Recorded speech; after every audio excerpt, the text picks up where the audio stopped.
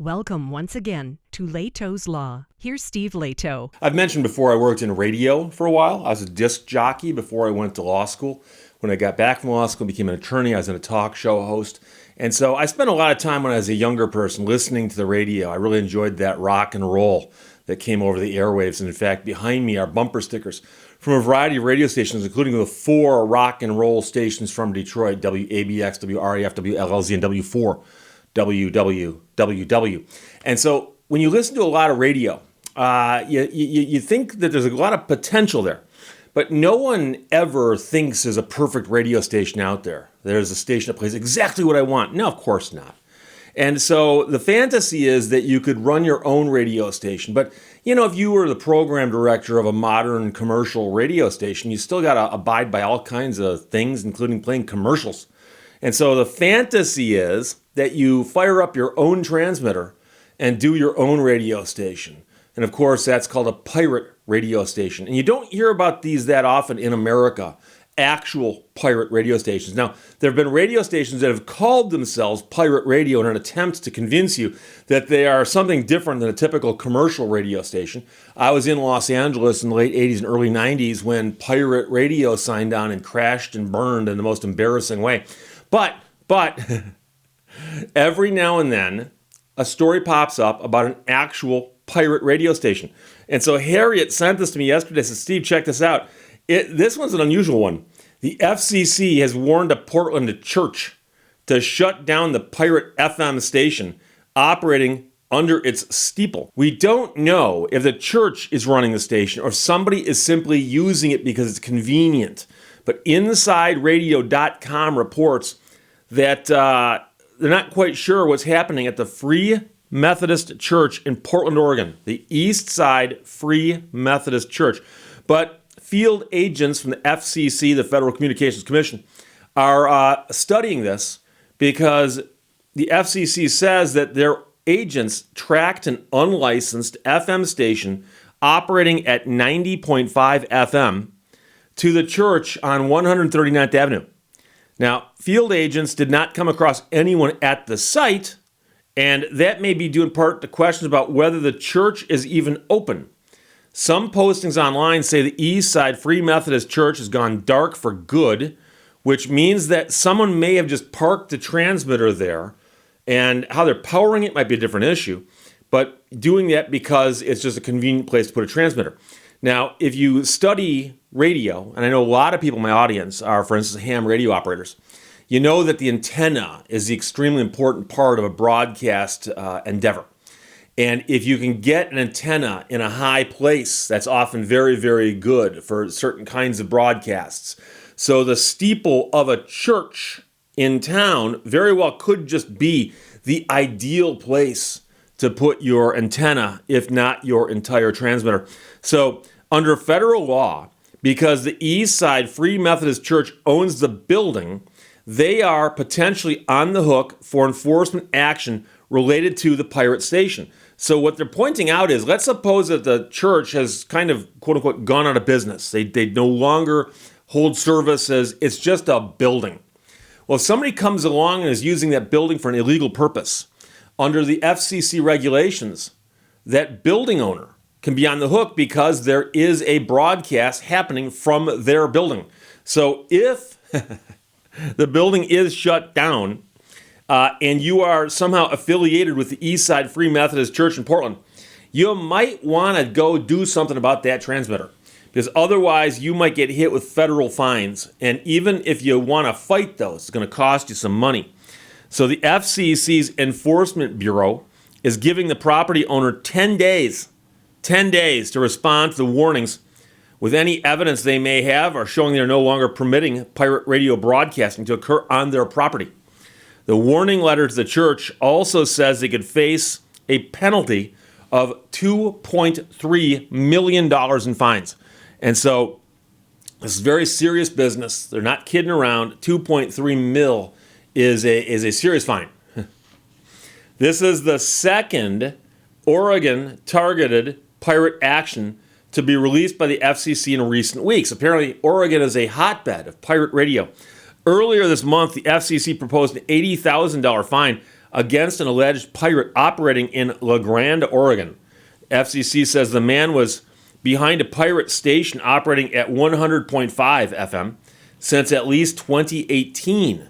Under FCC rules, he has until mid-April to decide if he wants to pay the penalty or file a request that it be canceled or reduced. So they've said, you owe us $80,000 for that station, and they're waiting to see what he does.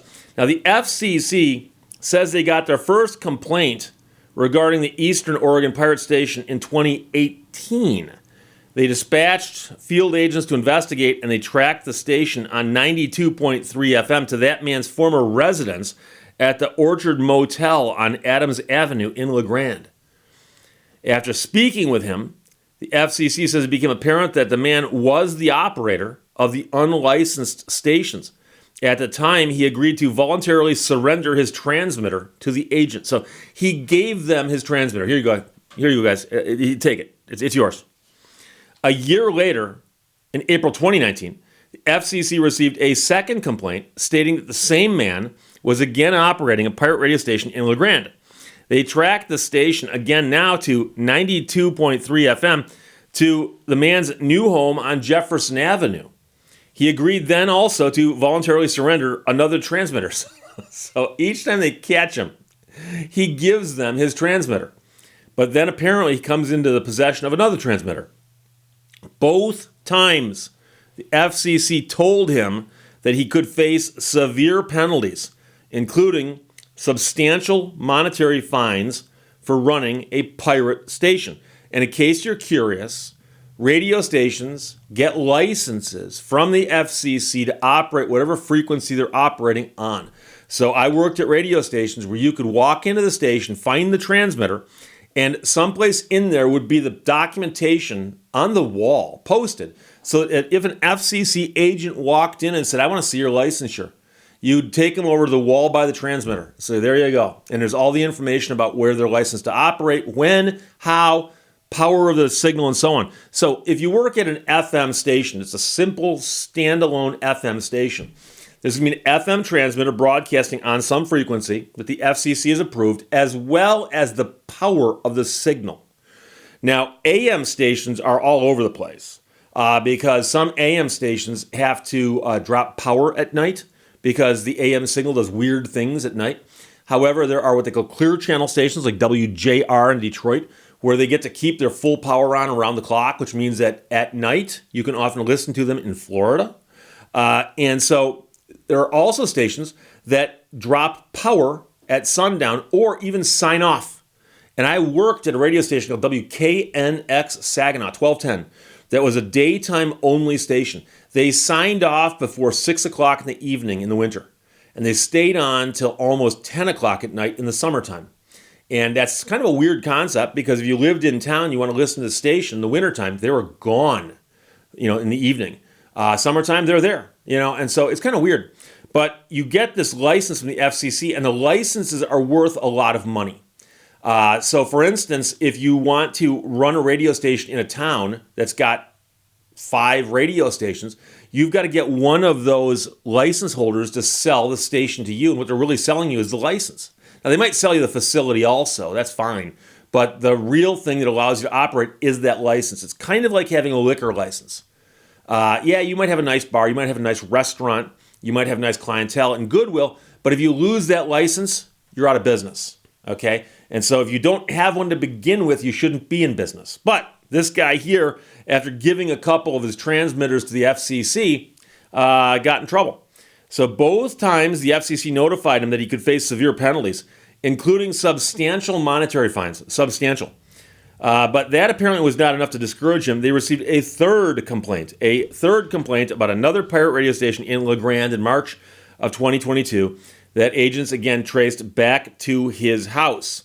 This time, the man's wife voluntarily surrendered 2 transmitters. So the cost of doing business just went up. Instead of 1 transmitter, they had to make an offering to the gods of 2. The man then took to Facebook where he posted a video admitting he was operating a pirate station and that the FCC could not stop him unless they locked him up. Now, here's the problem. You should probably not challenge the feds in writing to lock you up for violating federal statutes, which you admit you're violating. But that might just be me in Michigan. Maybe in Oregon, things are different. Who knows? He then signed on another station at 100.5 FM. Agents also discovered that, and they also discovered that he'd uploaded over 30 videos to his Facebook account admitting that he ran a pirate radio station. In its decision to hit the man with an $80,000 fine, the FCC said his conduct was intentional. Oh, and he had been warned multiple times since 2018 that his conduct was illegal, but he nonetheless chose to continue to operate without authorization. So, among other things, I'm sure you caught this. The man's wife voluntarily surrendered 2 transmitters. You can picture this. The feds walk up and knock on the door. A woman answers the door. And she looks at them. She's like, oh, Federal Communications Commission? Yes. Is your husband home? She turns around. She walks in the house. And instead of bringing her husband out, she comes walking out carrying a transmitter. She hands it to him. The guys go, thank you. And she goes, no. Hang on. She goes back in, comes back out, hands him a second transmitter. And transmitters aren't cheap. Now, I'll admit I've never priced an FM transmitter because I have no need for one. But I can tell you that I suspect they're expensive. They've got to cost some money, right? I have a whole bunch of microphones and tubes behind me, but those wouldn't allow me to broadcast without the actual transmitter.